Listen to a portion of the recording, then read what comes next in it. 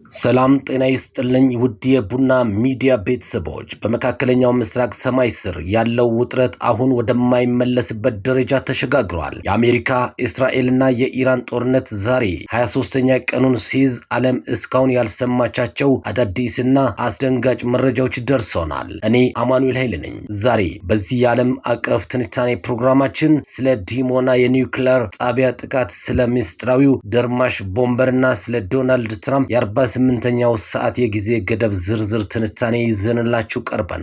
በመጀመሪያ ትኩረታችን ወደ እስራኤል እናደርጋለን። ትላንት ምሽት የኢራን የረጅም ርቀት ሚሳኤሎች የእስራኤል የኒውክሌር ፕሮግራም እምብርት በሆነችው ዲሞና አቅራቢያ የሚገኘውን ወታደራዊ ህንፃ ሙሉ በሙሉ አውድመዋል። በናታንዝ ይህ ጥቃት ኢራን የኒውክሌር ጣቢያዋ ላይ ለደረሰባት ጥቃት የሰጠችው መብረቃዊ አጸፋ ነው ብሏል። ምንም እንኳን የጨረር መፍሰስ የለም ቢባልም ጠቅላይ ሚኒስትር ኔታንያሁ ግን ይህ ምሽት ለእስራኤል እጅግ አስቸጋሪ ነበር ሲሉ በጭንቀት ገልጸውታል።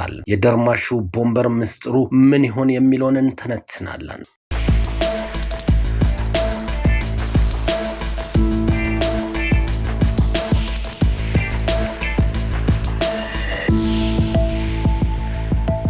አሁን ደግሞ ወደ ብዙዎች ጥያቄ አልፋለሁ። አሜሪካ በብቻዋ ስለምትታጠቅበት ምስጢራዊ ደርማሽ ቦምበር ምን ያህል ያውቃሉ? እንደ ቢቱ አዲሱ ቢ21 ራዳር ያሉ ስውር ቦምበሮች አሁን ወደ ቀጠናው የሚጠጉ ይመስላል። እነዚህ አውሮፕላኖች በራዳር አይታዩም።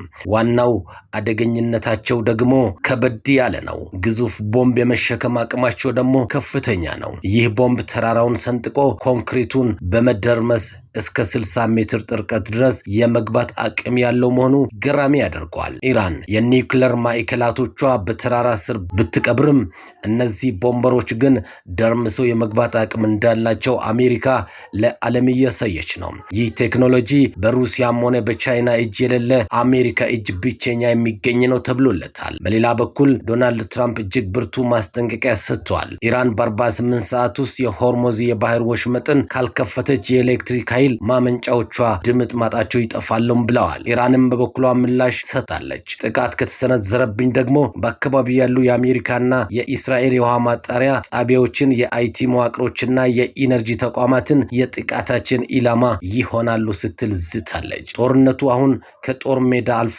ወደ ኢኮኖሚም ተሸጋግሯል። በዱባይና የኳታር አየር መንገዶች ላይ ስጋትንም ደቅኗል።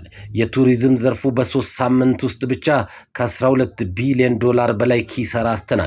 በአጠቃላይ የ23ኛ ቀን የጦርነት ውሎ የሚያሳየው ዓለም ወደ ከፋ ቀውስ እያመራች መሆኑን ነው። አሜሪካ በቦምበሮቿ የመጨረሻውን ጥቃት ተሰነዝር ይሆን ወይንስ ዲፕሎማሲው ያሸንፋል? እኛ በቡና ሚዲያ ጉዳዩን በንቃት እየተከታተልን ለእናንተ የምናደርስ ይሆናል። የተከበራችሁ ተመልካቾቻችን የዓለም አቀፍ ትንታኔ ዘገባችን እንደቀጠለ ነው። መረጃው ለሌሎች እንዲደርስ ላይክ እና ሼር ማድረጋችሁን አትርሱ።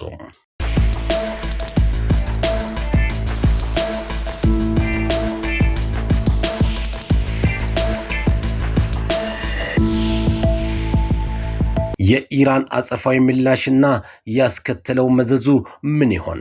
ክቡራትና ክቡራን፣ ብዙዎች የሚጠይቁት ጥያቄ አለ። የኢራን አጸፋ ምላሽ ምን ጣጣ ይዞ መጣ የሚለው? አዎ፣ ኢራን በእስራኤል የኒውክሌር ጣቢያ አቅራቢያ የሰነዘረችው ጥቃት በወታደራዊ መስክ ብቻ ሳይሆን በመላው ዓለም ፖለቲካና ኢኮኖሚ ላይ እጅግ አደገኛ የሆኑ ጣጣዎችን ይዞ ብቅ ብሏል። የመጀመሪያው ትልቁ ጣጣ ዓለም ከሁለተኛው የዓለም ጦርነት በኋላ አይታው የማታውቀው የኒውክሌር ፍርሃት ውስጥ መውደቋ ነው። ኢራን ዲሞናን ኢላማ ማድረጓ፣ እስራኤል ደግሞ ናታንዝን የመታለው ማለቷ ጦርነቱን ከመደበኛው ፊልሚያ ወደ ኒውክሌር ፍጅት ይቀይሮ ይሆን ስጋት አለ። አሁን ደግሞ የመጀመሪያው የኒውክሌር ቦምብ ማን ይተኩሳል በሚለው ስጋት አየር በአየር ላይ ሆና ትጠባበቃለች። የሆርሙዝ ወሽመጥና የነዳጅ ቀውስ ምንድን ነው? ሁለተኛው ጣጣ ደግሞ የዓለምን የኢኮኖሚ ደም ስር በሆነው የሆርሙዝ ወሽመጥ ላይ የተደቀነው አደጋ ነው። ኢራን አጸፋውን የሚቀጥል ከሆነ ወሽመጡን እዘጋለሁ ማለቷ በዓለም ገበያ የነዳጅ ዋጋ ሰማይ እንዲነካ አድርጎታል። ይህ ጣጣ እኛ ጋም ደርሷል። የነዳጅ ዋጋ መጨመር ማለት የትራንስፖርት የምግብና የሁሉም ሸቀጦች ዋጋ መናር ማለት ነው። አሜሪካ ማዕቀቧን ለ30 ቀን ለማንሳት የተገደደችውም ይህ ጣጣ ስላስፈራት ነው።